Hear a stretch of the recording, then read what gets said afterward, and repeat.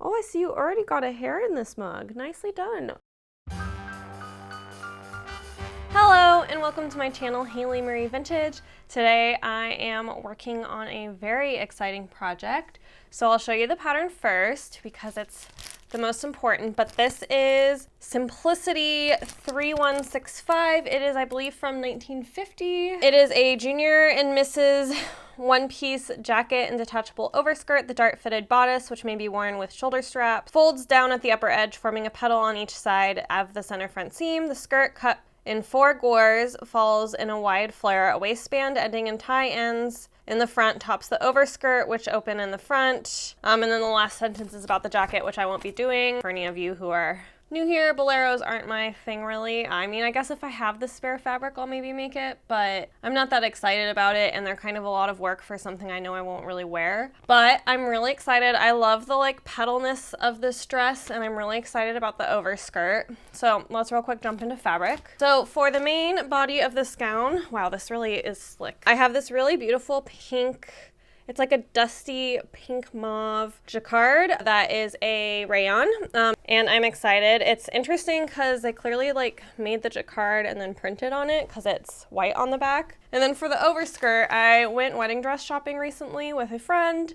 which actually we'll talk about in a second anyway, and they tried on this really beautiful dress with a pearl overskirt, and I felt very inspired. I had seen this pearl tulle on Mood, and I really wanted to use it for something, but I wasn't sure what. But when I saw them try on the dress with the pearl overskirt, I was like, oh my gosh, I should just make a pearl overskirt. It is actually 2 of my really good friends, the one that I went wedding dress shopping with, engagement party this weekend on Saturday night, and I have decided, of course, that I want this dress for their engagement party because the theme is Met Gala, because it's a gay pun because we're all gay. So that's why I want to get this done in, I guess, 3 days. Today is Thursday, it's after work. My goal is to cut the fabric today. Tomorrow is Friday, and after work my plan is to sew the dress. And then Saturday before the party, my plan is to sew the overskirt. So we have pretty ambitious plans, but I really want it for this party because everyone's going to be dressing up, and this is the perfect opportunity to wear this dress. And we're going to waste no time and dive right into the fabric cutting. First, I am starting by laying out all of my patterns. However, Spooky is really hyper, so I decided to pick them up after laying them out and just kind of vaguely remember where they went,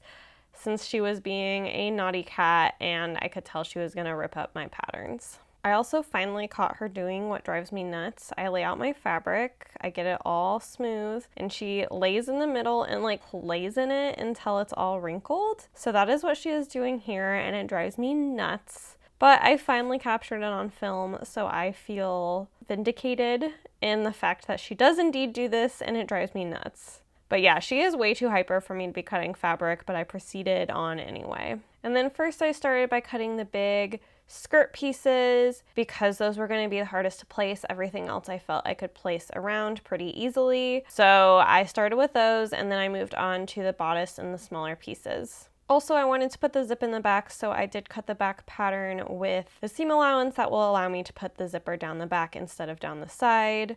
And I was deliberate about my placement of the florals here because I want the florals to be really nice on the bodice. And here I have also placed the bodice carefully on the florals, and look at this crazy little monster. She is so over the top right now, and it's very cute looking back, but it was very annoying while it was happening, even though I did throw her some scraps to play with. I think it hasn't helped that I've unfortunately trained her that playing with scraps is okay, so she gets really hyper when fabric's out because she knows she's going to get to play with everything that's left over. And now I am laying out and figuring out the position for the pearl overskirt pieces. I don't know why, but this was really hard. I had a really hard time figuring all of this out, but I did eventually figure it out, and it wasn't too bad. And then stepping on this fabric felt like when you go outside and you're barefooted and you're stepping across little rock. It was not a very pleasant fabric to step on / kind of work around.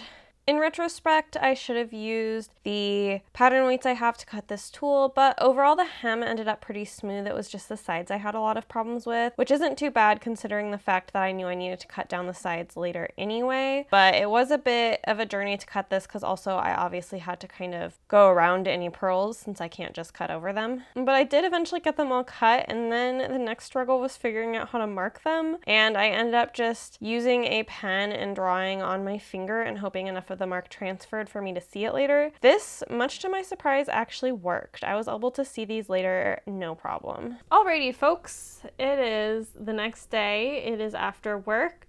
I'm about to get started on this project. My goal today is to wrap up basically the whole dress except for the hem. It'll be easy, right? I only have like 6 hours until sunset, and I don't like sewing after dark, so that's a challenge. But I do think I can do it because this is a pretty straightforward piece. I'm pretty excited. I think I can hit my deadline by tomorrow. I am powering up with, I got a watermelon slushie at one of my favorite stands, and now we are ready to power up and go ahead and jump into sewing.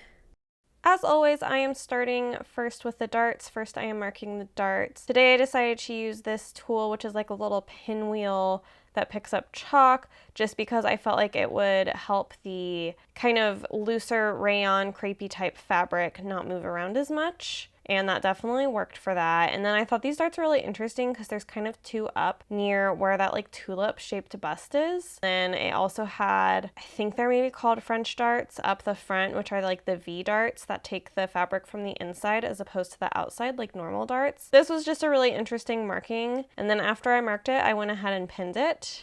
And then from there I started sewing. As you can tell, it's a little bit later in the day with the sun coming in the window. Sewing darts on this fabric was not my favorite, especially since a lot of these darts tapered at both ends, so that wasn't particularly fun for me. And there were a lot of darts. Since I had double the work to do because I had both the lining and the outside fabric to put all these darts in. There's 3 darts in each front piece and then 1 in the back, so it's just a lot of darts, and since darts aren't my favorite, this was maybe not my favorite. And then after getting my darts in, I am just sewing down the front of this piece. This was really easy and straightforward, and I got the darts to actually match up. I'm really pleased with the front of this and the sewing. I think the flower placement and the sewing makes it look absolutely beautiful. And then once I finished up those front panels, I also pinned in the side panels, and I am doing each of these processes with both the outside and the lining. I'm just primarily showing the outside because it's a little bit more interesting since it has those specific floral placements. And here you can see I'm trying to figure out why this isn't pinning correctly, and you can see that the dart is not where the dart should be. The dart should be up and down, not outside to in. I eventually do figure this out, but it takes me a little bit of time and maybe arguably too long for how confused I was. With the bodice being mostly done, I am now moving on to the skirt. I am doing French seams for this, so I'm first starting by sewing them wrong sides together, and then I am going ahead and trimming that seam as well as ironing it to get it ready to then sew right sides together to make the perfect French seam. And then now that I have the front and the back panels all sewed together, I am working on sewing the side panels together in the French seam way as well.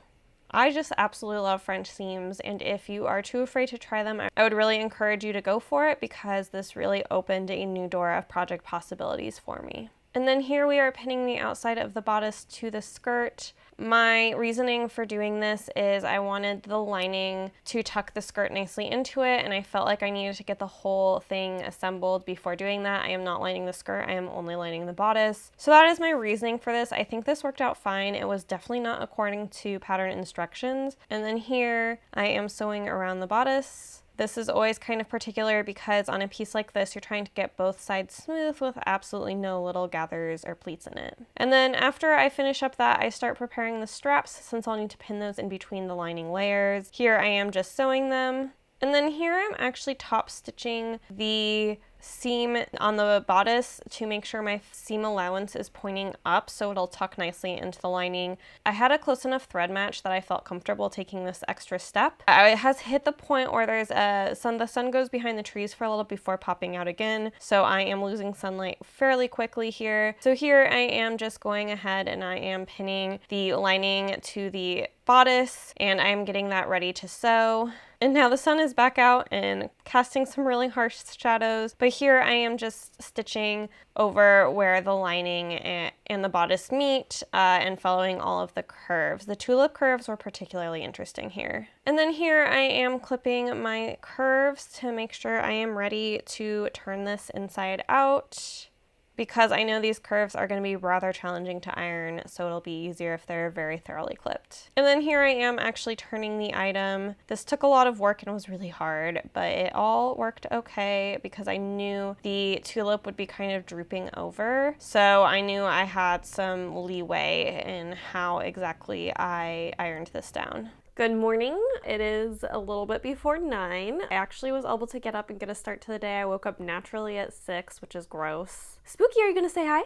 Come here. She says, I will stick my head in your mug. She's been really into putting her head in containers lately. Oh, I see you already got a hair in this mug. Nicely done. So this dress is pretty much finished except for the hem and sewing down the straps. I pinned them roughly last night, but I kind of wanted to like sleep on it before I actually hand sew them in. And I'm kind of waiting to get the overskirt done now before I make any decisions around the hem. And then the last thing is ideally I think I would like to put boning in this dress. I will definitely come out with a garment I can wear to this party for sure. It's just like what state of completion it's in. Because I think if I don't have time to add boning today, I'm still gonna add boning to the dress. So with that, we're gonna hop into, I think my first thing I'm gonna do today is construct the overskirt. We can go ahead and hop over to my sewing machine. To avoid changing my thread a million times, I'm first starting by sewing the tie part of the overskirt because this needs to be in the same thread color as the dress, and then the skirt will be in a slightly different thread color because it's a lighter pink.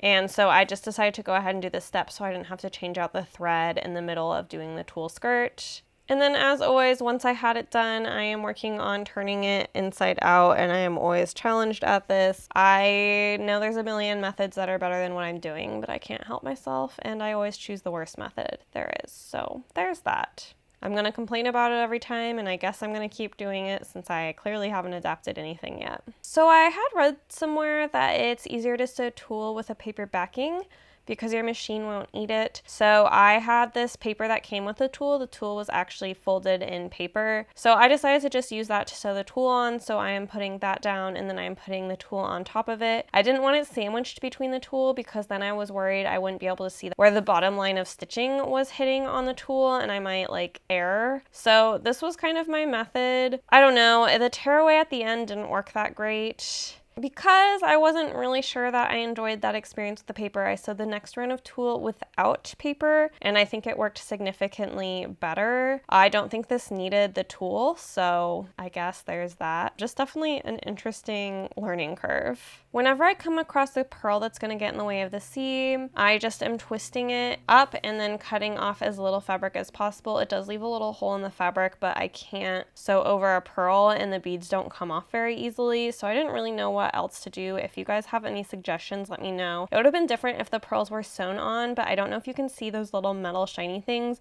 but these pearls were almost like stapled or fused on, so I couldn't figure out a way to get them off without cutting the fabric. And now that I have the tulle done, I can no longer put off ironing, so I am ironing the tie. I will say ironing this fabric is very satisfying. It gets a very nice, crisp press into it. And now I am gathering the tulle and pinning it on the skirt. Here's where the markings I made came into play, and the markings actually worked. I was able to see them on this pink tulle. However, I don't think it would work on a bluer tulle. So I'll have to kind of figure out what to do in the future when working with tulle, because I do have a blue tulle project planned. And gathering tulle is so much easier compared to other fabrics because obviously the thread just passes through it and it's glorious. So here I am just gathering that down. You can gather tulle down a lot. I actually think if I was to do this project again, I would buy double the amount for the overskirt and double up the tulle just to get even more texture. This worked and was definitely very beautiful, but in the future that's probably just what I would have done. But this was my first time working with tulle, and I didn't really know what I was doing, and I didn't purchase enough tulle to do this twice. And honestly, this tulle was expensive enough that I probably wouldn't. And then once I had that all pinned, I am working on sewing it down. This was, again, really, really easy. It's just weird because when you sew with tulle, you kind of feel like you're just sewing through a single layer of fabric, and it's just a weird experience. Even with it gathered, I don't know. And then my original plan was to hand stitch this down, like slip stitch it, but I couldn't figure out how to not make my stitches visible, so I thought it would just be neater and more precise if I top stitched them down. So that is what I'm doing here, and again, this is a thread that matches really closely with the fabric, so the top stitching doesn't bother me the way it would in a project where the match isn't as close. Now we are going ahead and we are moving on to the hem. I like how long this dress is, so I'm trying to keep the hem as small as possible, so I'm just folding it over about a 1/2 inch and sewing that down. And then after turning that hem a second time, I am hand stitching it down. I do not like how visible hems look on a piece that's supposed to be 50s because typically they did invisible stitches, and I haven't learned how to use the blind hem function of my machine, and I enjoy hand stitching fabrics like this enough that I don't mind it. I really like sitting down and relaxing and kind of hand stitching. I find it very meditative for me, and it's really nice with a fabric like this that has a loose enough weave that it doesn't hurt my fingers at all. And yes, here I am using my giant scissors because I can't find any of my thread scissors anywhere. I also enjoy hand sewing because I always get a little snuggle bug. It is way too hot for her to be here. I mean, it's arguably way too hot to be under a blanket, but my sensory needs requires me to be under a blanket as much as possible, even though I'm literally sweating. But Spooky also decided to join me despite the fact you can tell she's hot. It all works, I guess, and I love, like I said, I love having my little snuggle buddy. All right, I kept hemming and hawing about whether I wanted to do boning, and here I am, we're doing boning. I'm excited. I need to just learn boning. I'm going to be using boning in some upcoming projects, so I just need to suck it up and do it. And let me tell you guys, it is not as scary as it seems. It's just sewing parallel lines. After doing swimsuits with like ruching, this is almost nothing. I can't believe I was so intimidated by this skill set, and it was so easy, and now I feel silly for being so terrified by boning my whole sewing journey. And this opens a lot of doors up for new projects that I can't wait to show you. And I'm just running these boning channels on the side seams, along the zipper in the back on each side, and then straight up the front, which is what the pattern instructs you to do.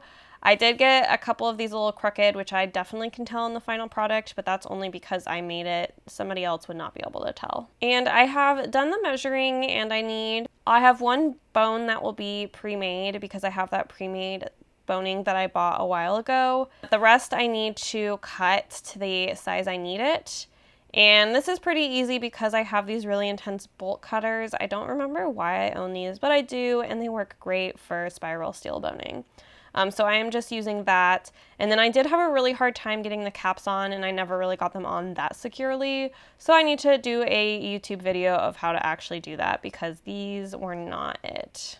And then the last step of this is just inserting the boning. Like I said, this was super easy, and I feel very silly for being so intimidated by boning. If I did this project specifically again, I would make the boning channels slightly wider. I made them 3/8 of an inch, and my boning is 1/4 inch, and I just think it could have used a tiny bit more space. And then my last step is to stitch the lining down. I am going over multiple directions where all the bones are in this dress, but otherwise this is just your average slip stitch. But with that, we are all finished, and I am so excited to show you the reveal of this project.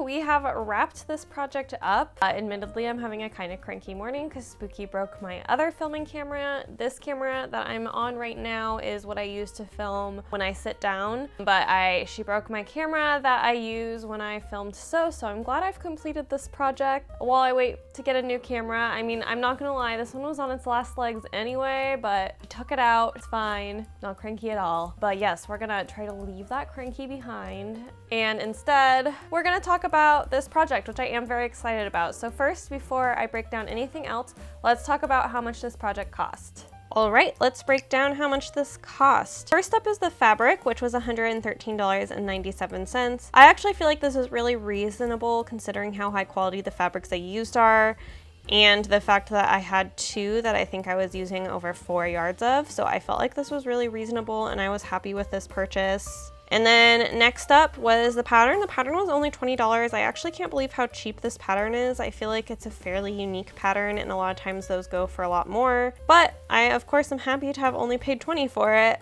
And then last was the supplies. So this includes the zipper and the supplies for the boning. This was a really rough estimate because I buy my zippers in bulk and I also bought my boning supplies in bulk. So I'm just kind of guesstimating around $14, and then also $3 of those dollars are for thread. And then the last cost, as always, is labor. This took me 13 hours, which if I multiply that by $25, which is what they pay seamstresses by the hour in Seattle, as far as I can tell, I get to a total of $325 for labor. This is more than double the cost of supplies, so in this dress it was really the labor. If I hadn't done the overskirt or the boning, this would have been a lot cheaper dress because I would have finished this dress in I think about 8 hours versus the 13 it took because I did the boning and the overskirt. But that brings us to a grand total of $147.97 for just the supplies. This does not include the labor. I think for me this is a perfect price for how nice this dress is. I will use this dress a lot and it has a lot of versatility. Without the overskirt,